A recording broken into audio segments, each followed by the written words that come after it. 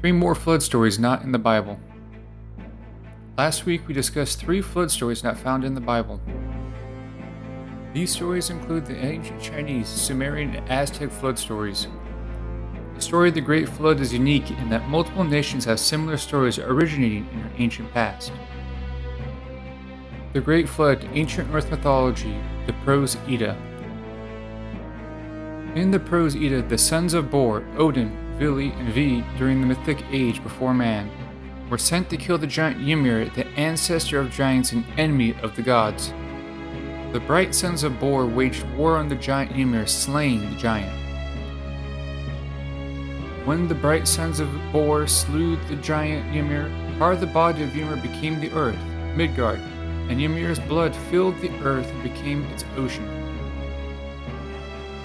The Norse mythology differs from the traditional flood story but still shares similar motifs.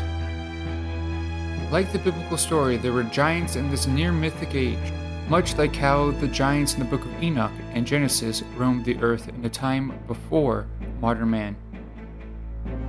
The Great Flood story, Hinduism, the story of Manu. The story of Manu begins with Manu, the first man. Manu was warned by a great fish. In some tellings of the story, the fish was Lord Vishnu, warned of a great impending flood that would cover the entire earth. The great fish told Manu to build a boat and tie it on a rope around his horn. The fish steered the vessel to the top of a great mountain to wait until the flood receded. Manu poured butter and sour milk into the sea, where a woman rose from the sea and they repopulated the earth. The story of Manu has parallels with the biblical story as well. Like the Bible, the story and many other flood stories, a divine being warned of an impending flood and build a vessel to escape that flood. Great Flood Myth, Ancient Greece. The Deucalion Flood. During the reign of King Deucalion, the son of Prometheus, Deucalion, the king of Pyrrha, learned about the anger of Zeus. Zeus, king of the gods of Mount Olympus, was angered by Deucalion of Arcadia, who committed human sacrifice. In his wrath and ravenous hatred, Zeus decided to destroy the Bronze Age of Earth with a great flood.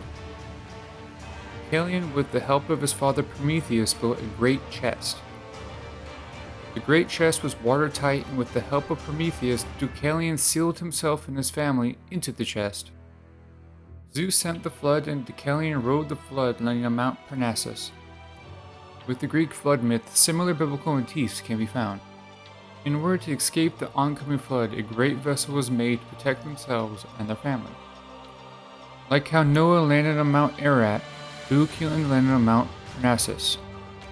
The story of the Great Flood goes beyond the confines of the Bible. However, the parallels to similar motifs of the biblical flood story and the stories told around the world represent strong circumstantial evidence that some sort of great destructive flood happened in our distant past. Out of the 7 flood stories mentioned in the last 2 videos, the biblical, the Aztec, and the Norse mention the purpose of the flood was to destroy the giants that roamed the earth. Out of the 7 flood stories, the biblical, the Sumerian, the Aztec, the Hindu, and the Greek stories have the survivor landing on top mountains to escape the flood. Lastly, out of the 7 flood stories, all but the Chinese and Norse flood stories have a divine being descending and warning them to build a vessel to escape the flood. Do you think there was a great flood, or is the story just a myth? Tell me in the comment section below. And for more supernatural history, like and subscribe.